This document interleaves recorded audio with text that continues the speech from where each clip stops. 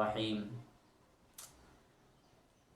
آج جو آپ لوگوں کے سامنے باتیں عرض کرنی ہیں وہ بڑی اہم اور امپورٹنٹ باتیں ہیں۔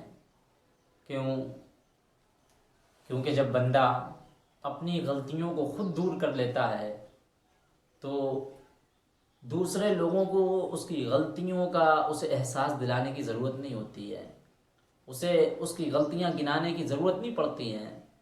اور حقیقت میں اچھے انسان، یا کہہ لیجئے یہاں پر میں بات کروں گا مسلمانوں کی، کہ اچھے مسلمان وہی ہوتے ہیں جو اپنی غلطی کو خود فوراً کے فوراً جو ہے اسے رفع دفع کریں اور اس پر عمل پیرا ہو جائیں، اور دوسروں کی غلطیوں کو نہ دیکھیں، پہلے اپنی غلطیاں بھگائیں، اس کے بعد پھر ہم آگے قدم بڑھائیں، انشاءاللہ کامیابی ہمارا جو ہے قدم چومے گی۔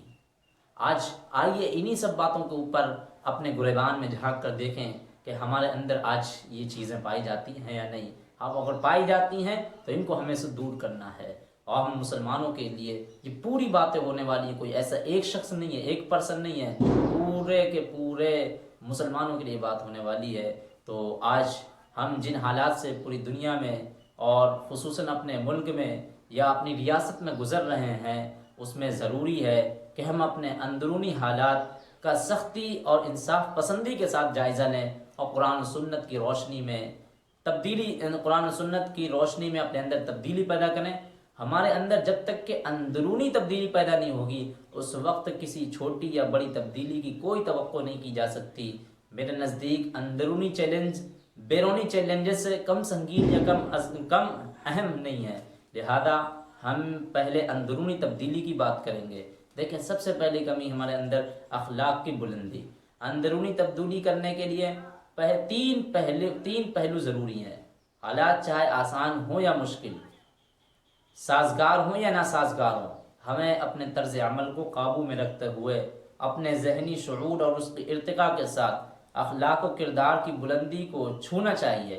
ہم کسی حالت میں بھی رد عمل کا یعنی ریئیکشن کا شکار نہ ہو، عفو درگزر کا طریقہ اپنائیں، جیسا کہ اللہ تعالیٰ نے قرآن کریم میں حکم دیا، ادفع بالتی هی احسن فاذا الذی بینک وبینہ عداوۃ کأنہ ولی حمیم، بینک وبینہ عداوۃ کأنہ ولی حمیم، کہ تم بدی کو اس نیکی سے دفع کرو جو بہترین ہو، تم دیکھو گے تمہارے ساتھ جس کی عداوت پڑی ہوئی تھی وہ تمہارا جگری دوست بن جائے گا۔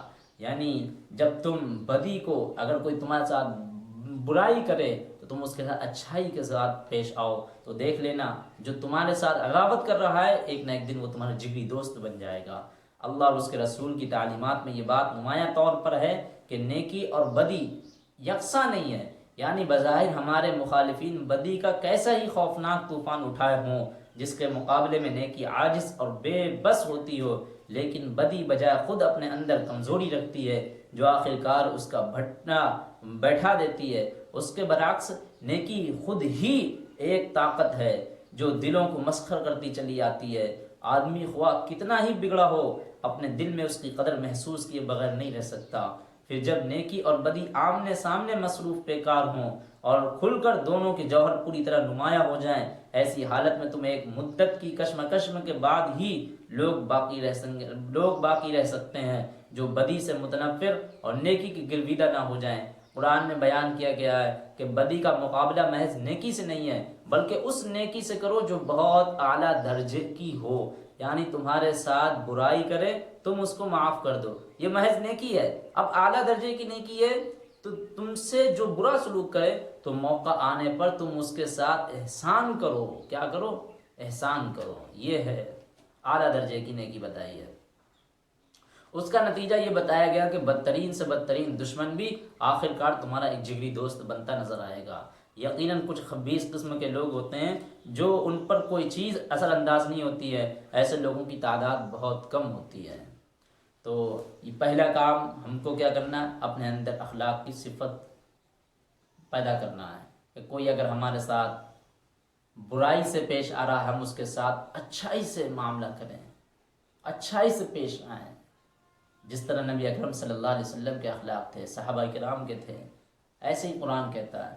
نمبر 2 ہے منافقت سے دوری۔ دیکھو دوسری اہم بات یہ ہے کہ کسی چیز پر جب ہم خود نہ عمل کر رہے ہوں تو دوسروں کو اس کی طرف کیسے بلائیں؟ جو خود نہیں کرتے وہ ہدایت نہ کریں گے۔ اس سلسلے میں قرآن مجید میں بھی اللہ تعالیٰ نے تنبیہ فرمائی ہے، جو نہیں کرتے ہو وہ کیوں نہیں کہتے، یعلمون ما لا تفعلون، جو تم نہیں کرتے ہو وہ کیوں کہتے ہو۔ تو دوسری بات یہ ہے کہ منافقت سے دوری ہونی چاہیے، یعنی جب ہم عمل کر رہے ہوں وہی ہم دوسروں کو بھی عمل کی دعوت دیں۔ ایسا نہ ہو کہ ہم عمل ہی نہیں کر رہے اور جناب آپ کو ہم جو ہے وہ باتیں بتا رہے ہوں، ایسا نہیں ہونا چاہیے۔ نمبر 2، منافقت سے دوری۔ تیسری چیز ہے ذمہ داریاں۔ لیکن تیسرا اہم پہلو یہ کہ انفرادی اور اجتماعی طور پر جو اہم ذمہ داریاں ہم پر ڈالی گئی ہیں ان ذمہ داریوں کو کما حق پورا کریں۔ اس میں تعمیر ذات، اہل و عیال کی تعلیم و تربیت، معاشرے کی اصلاح و ترقی کے کاموں کے لیے اللہ اور اس کے رسول کی طرف سے زبردست تاکید کی گئی ہے، اور اس ذمہ داری کو پورا نہ کرنے پر عذاب الہی سے دوچار ہونے کی بات کہی گئی ہے۔ خود غور کیجئے، اگر ہم اپنی ذات کے مطالبے نہ پورے کر رہے ہوں، اپنے گھر کی ذمہ داری نہ نبھا رہے ہوں، اپنے معاشرے کا حق ادا نہ کر رہے ہوں، تو کیسے ہم دوسروں کو مخاطب کر سکتے ہیں، خواہ وہ جماعت ہو یا حکومت ہو؟ ہم جیسے جیسے اپنی کوتاہیوں پر غور کرتے، اپنی خامیوں کو نظر انداز کرتے جائیں گے، اپنے گریبان میں جھانک کر دیکھیں گے تو یہ چیلنج جو اندرونی ہیں بہت بڑا اور اہم نظر آئے گا۔ اس لیے ہمیں اس کا مقابلہ سب سے پہلے کرنا چاہیے۔ اچھا، یہ تیسری چیز ہو گئی۔ اب آ گئی چوتھی چیز، بیرونی چیلنجز۔ جو دوسرا چیلنج ہے جو بیرونی ہے اس کا ذکر ہم اکثر و بیشتر کرتے رہتے ہیں۔ یہ ابھی اندرونی چیلنجز کی بات کری تھی کہ اخلاق کی بلندی، منافقت سے دوری، ذمہ داریاں۔ اب جو دوسری بات کریں گے وہ بیرونی چیلنجز، باہر کی۔ دیکھو دوسرا چیلنج جو بیرونی ہے اس کا ذکر ہم اکثر و بیشتر کرتے رہیں، اس کا مقابلہ کرنے سے ہم کیوں قاصر ہیں اس پر اچھی طرح سے غور و فکر کرنا چاہیے۔ ہم نے اس پر بہت غور کیا اور اس نتیجے پر پہنچے کہ مسلمان ہر وقت ہر گھڑی صرف اپنے مسائل پر غور و فکر کرتا ہے، تھوڑی بہت چیخ و پکار بھی کرتا ہے، وہ بھی بے ڈھنگے طریقے سے، ہلکے پھلکے انداز سے، جس کا اثر حکومتوں پر بالکل نہیں ہوتا۔ سارے انسانوں کے مسائل ہمارے مسائل ہیں۔ اگر ہم اس روش کو بدل دیں، قرآن حدیث سے رہنمائی حاصل کریں، تو اس سے یہ رہنمائی ملتی ہے کہ سارے انسانوں کے مسائل ہمارے مسائل ہیں۔ ہمیں سارے مسائل کے حل کے لیے غور و فکر کرنا چاہیے۔ غربت، افلاس، جہالت، بیماری، یہ سب کے مسائل ہیں۔ ان کو حل کرنے کے لیے ہم سب سے زیادہ اکثر سرگرم عمل ہو جائیں تو ہمارے مسائل، جسے فرقہ وارانہ نقطہ نظر سے دیکھا جاتا ہے، اس میں ایک حد تک کمی واقع ہو جائے گی، اور ہماری سیاسی وقعت اور وزن غیروں کی نظر میں جو کچھ بھی نہیں ہے وہ بھی بڑھ جائے گی۔ یہ کام کیسے ہوگا، اس کی بھی رہنمائی نہایت واضح انداز میں قرآن مجید میں اللہ کے رسول صلی اللہ علیہ وسلم کے ارشاد گرامی میں موجود ہے۔ جو بات ہم بتانے جا رہے ہیں یہ خود اتنا بڑا اور اہم موضوع ہے کہ اس پر کافی روشنی ڈالنے کی ضرورت ہے، کیونکہ اس سبق کو مسلمان بھلا چکے ہیں، جو کہ علامہ اقبال نے اس سبق کو یاد دلانے کی پھر بھرپور کوشش کی تھی کہ ان کی بات ہم بعد میں کریں گے۔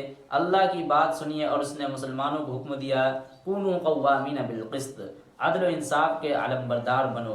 ضرورت ہے کہ سب سے پہلے عدل و انصاف کو اپنے اوپر لاگو کرو۔ ہم اپنی زندگیوں کو عدل و انصاف کے مطابق ڈھالیں، پھر اپنے معاشرے کی تعمیر اس کی بنیاد پر قائم کریں۔ مسلمانوں کو خاص طور پر جاننا چاہیے کہ عدل و انصاف وہ بنیادی مقصد ہے جس کے لیے انبیاء کرام دنیا میں بھیجے گئے تھے۔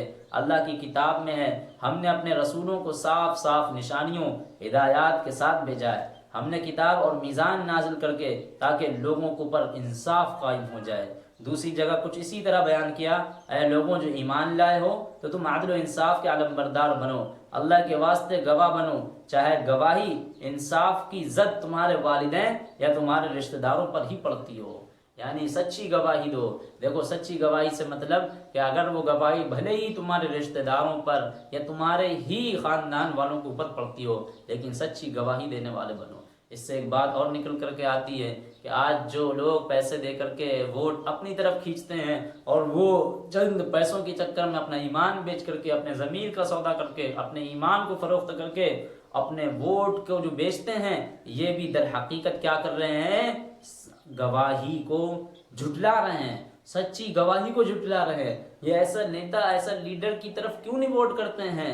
یہ کیوں چند لوگوں کے ٹکوں کے چکر میں اپنے ووٹ کو برباد کر رہے ہیں؟ یہ بھی اسی آیت کے زمرے میں آتے ہیں، یا ایھا الذین آمنوا کونوا قوامین بالقسط۔ ایسے یاد رکھو عدل و انصاف کا معاملہ کرو۔ تو ایک دوسرے مقام پر کتنی پیاری اور اونچی بات کہی گئی کہ ملاحظہ فرمائیں، اے لوگوں جو ایمان لائے ہو، تم اللہ کے لیے کھڑے ہو جاؤ، انصاف کے گواہ بنو، تمہیں کسی دوسری قوم کی دشمنی اس بات پر مجبور نہ کرے تم عدل نہ کرو، یہی تقوی و پرہیزگاری کے قریب ترین چیز ہے۔ اب نبی کریم صلی اللہ علیہ وسلم کی بات بھی سماعت فرمائیے، تو ابھی قرآن کریم کی بات ہوئی ہے، ان لوگوں میں سے جن کو اللہ تعالیٰ اپنے عرش کے سائے میں جگہ دے گا، ان میں جو سب سے پہلی چیز ہے نا، اللہ جب وہ حدیث ہے نا، سبعۃ ظلهم اللہ فی ظل یوم لا ظل الا ظلہ، کہ 7 لوگوں کو اللہ اس دن عرش کے سائے میں جگہ دے گا جس دن کوئی اللہ کے عرش کے سائے کے سوا کوئی سایہ ہی نہیں گا۔ لیکن سب سے پہلا اس میں اگر کسی کا نام لیا گیا الامام عادل، وہ شخص جو عادل بھی ہوگا، ایسا امام جو عادل بھی ہوگا، وہ حکمران جو عدل و انصاف میں کسی کا لحاظ نہیں کرتا۔ اسی طرح وہ لوگ جن کی دعائیں رد نہیں کی جاتی ہیں، وہ عدل و انصاف کو اپنی زندگی میں ڈھا لیتے ہیں۔ انہی فرمودات کو پڑھ کر کے، انہی سبق کو پڑھ کر کے علامہ اقبال نے مسلمانوں کو جگانے کی کوشش کرتی تھی اور کہا تھا کہ سبق پڑھ پھر صداقت کا، عدالت کا، شجاعت کا، لیا جائے گا تجھ سے کام دنیا کی امامت کا۔ یعنی سبق پڑھ پھر صداقت کا، عدالت کا، شجاعت کا، کام لیا جائے گا تجھ سے دنیا کی امامت کا۔ آخری بات یہ کہنا چاہوں گا کہ قیام عدل